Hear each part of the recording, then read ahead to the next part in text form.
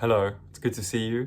My name is Bren, and this is my top 10 reads of 2025. And I'm kind of dipping in and out of the sun here, so I do apologize for that. It's a rare, blazing, blue-skied autumn day. We don't get a lot of sunshine on autumn. So just a couple of things about how I chose these 10 books. It was really hard to narrow a great reading year down, whittle it, concentrate it down into the most sublime 10 books. So there's lots that could have made the list but didn't. So one of the constraints that I employed in devising this list was to try and focus on books that I hadn't talked about at all. And it's kind of divided into 4 categories. All right, so the first broad category is high society novels dealing with the whims and caprices of the elite. The second category is Russian minor works, so having read the major novels of Dostoevsky and Tolstoy, other Russian writers, this year I was quite intentional about filling in the gaps, and so a couple of books fit that category. Then the third is rereading. I've made a video talking about what I think is the high value and the importance of rereading, and it's an interesting measure of your own resistance to the superficial consumption of books and the focus on quantity and on quantification of our reading lives. And then there's one book that doesn't really fit into any of those categories, although I probably ended up reading it about 1,000 times, maybe you can guess. It's a kid's book because I became a dad. So 2025 has been this intense, profound, challenging, but astonishingly rewarding and beautiful first year of my son's life. And so we read a lot of kids' books, and some people might say, well, reading kids' books, a picture book, it's got 20 pages, that doesn't count. Well, imagine saying to my son, listen, what we're doing now is not reading. These are not books. They're not written by real authors, or, no, I don't subscribe to that at all. Books are books are books. I want to read dexterous, superlative works of literature in any guise. I'm now going off track here. So let's get back into this. These are my top 10 books that I read in 2025. Please let me know down below in the comments what your top reads of 2025 have been. So the first category, like I said, is sort of high society as the setting, as the background, and as the subject. They are all critical of high society. So there's definitely interesting parallels and overlaps to draw out between these books. First up, I've got George Eliot, Middlemarch. Now, I did hold this book up on a book haul video, but we didn't talk really about it at length. This is a complex and iridescent interlacing of strains of psychology and philosophy, revelations on human behavior. But let me say something about the plot of this book. So Middlemarch is set to the pre-1830s. There was political reform in 1832, and the novel is a historical novel in that sense that it's engaging with the issues of that time that led to that reform. The two protagonists are, on the one hand, a young woman named Dorothea Brooke, and on the other, a young man named Dr. Tertius Lydgate. They are both ardent, impassioned figures with high ideals for social and, in the case of Dr. Lydgate, medical reform and amelioration of the issues of society. So it is a novel of societal issues and the quandaries of interest groups and the incongruity of different interests within society. The form of the novel, the structure of it, is one of these two figures with both with quite serious material limitations. Dorothea being a young woman, but she has material means after a calamitous marriage, but one that ultimately leaves her with significant financial wealth. And Lydgate being a doctor, being a highly educated man, but also in a bad marriage and with very straitened financial means. So the two of them are continually twisting and turning to try and gain space and breathing room and a foothold in their respective trajectories. And of course, we feel the buildup of their connection and their contact. And yeah, I don't want to say more about it than that. It is a phenomenal novel. It's one of those texts where you feel like you're encountering a highly developed and searching intelligence in George Eliot. There's almost something aphoristic about it. She has these offhand comments that are so dazzling in their precision and in their foresight. It's very impressive stuff, and it's also very enjoyable. It has a bit of a slower pace to it. The exhalations of the rhythm of this book are something to grow into. We're going to stick by categories here. So the next society novel is The Painted Veil by W. Somerset Maugham. Maugham, obviously known for major novels such as Of Human Bondage. Yeah, this is again, we're talking about society figures here. We're talking again about a woman that is restricted by her upbringing and the social mores and norms of her time and place. The glittering spirit and verve of her personality and her desire and the thwarting of that, the constricting and foreclosing of that, and her continual bumping up against it. We have a building sense of, will she ever break free of these bonds? It's superbly well written. It ruminates a lot on Catholicism. The key figure, Kitty Fane, who again, like in Middlemarch, she makes a bad or a mismatched marriage, and she then deals with the consequences of her choices. It's set in Hong Kong, Imperial Hong Kong, British colony, and we see the excesses of the British colonial expatriates or colonial rulers. It's got a kind of magnetism, electrifying crackle to it, the prose and the content of the novel. So I don't want to say more about it than that, but if you haven't read Maugham, it's a good starting point. I'm kind of cheating here. I've got Edith Wharton, 3 Novels of New York in the Penguin Classics Deluxe edition. Big triple-decker here, big omnibus, with an interesting introduction by Jonathan Franzen.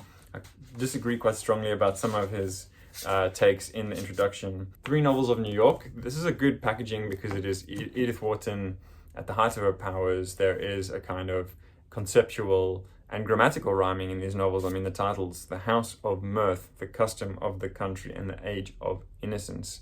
They are all centered on a young, aspiring heroine, but in various positions in the social order, all with aspirations, like I said, to the elite and to the highest reaches of socioeconomic status. The best of these is The House of Mirth. It is absolutely searing novel, richly ambivalent and complex protagonist in Lily Bart.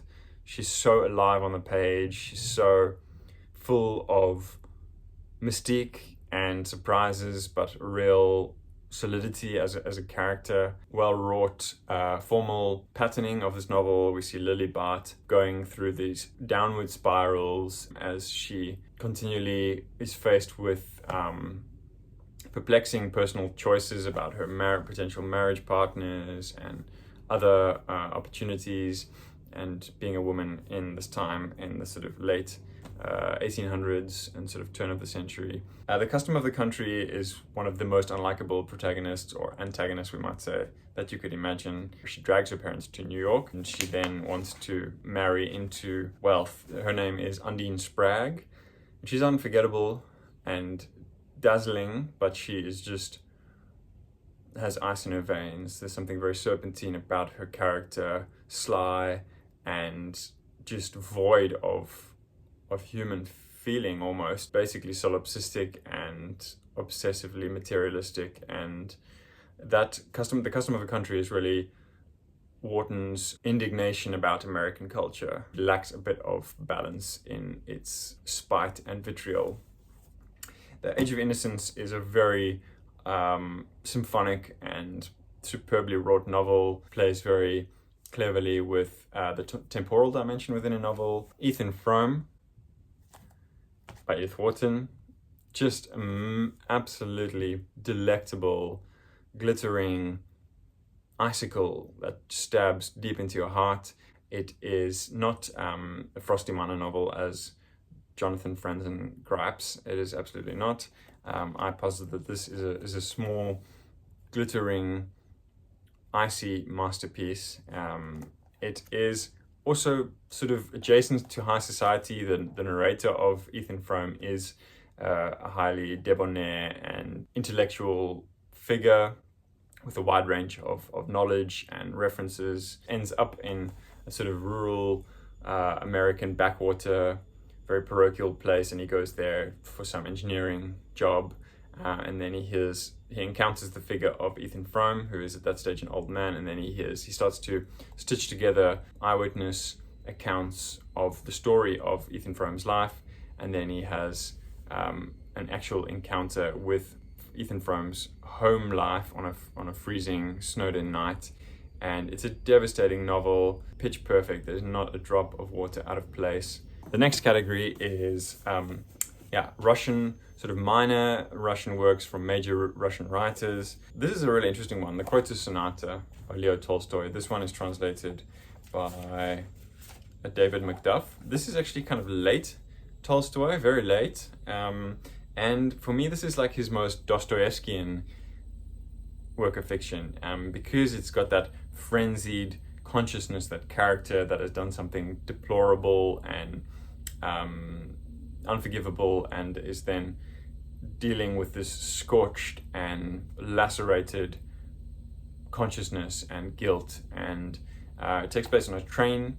It's a train journey, and it starts off with this kind of repartee and society chatter about the place of women in society. Don't be deterred by that opening gambit, because it's pretty out of date and frustrating, and you think, where is this going? It's just these people waffling on about various prejudiced views about women and women's role in society.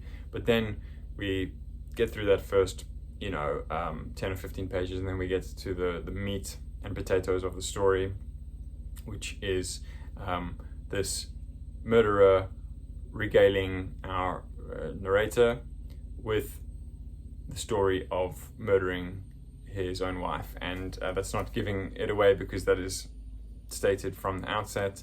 The tension builds and builds sentence by sentence to an excruciating level. It just slices through to the very atomic level of the significance of such an act. But Tolstoy does that astounding job of putting us in the shoes of the killer and looking down at our own hands holding the weapon. It's for that reason it is very indelible in the mark that it leaves on you. Then I've got Fyodor Dostoevsky, The Double. Again, having read Crime and Punishment, The Brothers Karamazov. Obviously Dostoevsky's got loads and loads of other noteworthy books, but I'm just going to talk about The Double. This one is translated by Ronald Wilkes, who's done quite a lot of major Russian translations. And The Double is this classically Dostoevskian sort of malarial, intense compression of psychic force in one humble and pitiable figure who wakes up one day and sort of discovers a doppelganger, and the implications of that, and the questioning of the mental instability and derangement of this figure. I have a strange sense of the deja vu in reading this, and the fact that Dostoevsky can generate that is so impressive. It's actually one of his early works. This one is coupled with Notes from Underground, which is then him rewriting that figure of the outcast, of the human being trampled by the vagaries and brutalities and cruelties of society and of human culture. James Joyce, Ulysses. This book is just a one of a kind. There's nothing quite like it. It's a big brick of a thing that just has established its place in the canon. This whole massive 900-page tome takes place on one June day in Dublin, and the two main figures are Stephen Dedalus, but even more especially Leopold Bloom. He's a kind of anti-hero. He's gentle, he is androgynous, he is sensitive, but also prone to contradict his own values and ideals like a normal human being. The book is polyvocal in being concentrated through the stream of consciousness through various figures. It's not that only Bloom and Daedalus have their stream of consciousness elements in this novel, in the telling of the novel, but there are registers, like wildly variant registers within this text. So what do I mean by registers? I mean like scientific discourse, advertising speak, clerical, liturgical tones. So it's like very different ways of writing about the reality of the world, filtering through the prism of a particular form of discourse or set of terms, jargon, tone, register, basically different levels of formality in the telling. And of course, a bit like what we mentioned with Lydgate and Dorothea coming together in Middlemarch, we have this impending meeting of Daedalus and Bloom. And I think what is challenging about this book is that Joyce is continually setting up frictions and opacity and textural disturbance that's to do with his preoccupation with language. But when we finally have Bloom and Daedalus, sitting together at the kitchen table late at night, we are just in this hum and hive of noise and formal verbiage, this garrulous superabundance of formal language. It actually shades over and denies us the satisfaction of feeling their encounter. And I think a key theme in Ulysses is the denial of connection. It's the loneliness of the male human figure and the loneliness of the alienation of individuals in modern life. There's a real gap between the thoughts and the streaming, outpouring, conscious flow and prattle of the characters, the contrast between, or a gap between that and the actual laconic utterances, the lack and the paucity of expressed thought in language. So the communication between characters is so dismal and ineffective in comparison with the rich profusion of thought. And that's what makes it a masterpiece. But this is actually the category of sort of rereads, although I read parts of Ulysses and reread parts of it, but this was the first time that I went from page 1 all the way through to page 900. And sorry, this is the category of rereading. Lord of the Rings, I read this when I was really a kid, and I wanted to come back to it. I want to shout out the Bookworm for making so many delightful videos about Lord of the Rings and Tolkien in general, that he really sparked an urge in me to return to this, because it was like 15 years since I read it. It's a stunning emblem of the human imagination, of Tolkien's world building, and I don't need to say more about it. You guys probably all know the story, and many of you have read it. Oscar Wilde, the complete illustrated stories, plays, and poems. I love Oscar Wilde. We have actually mentioned this book on the channel.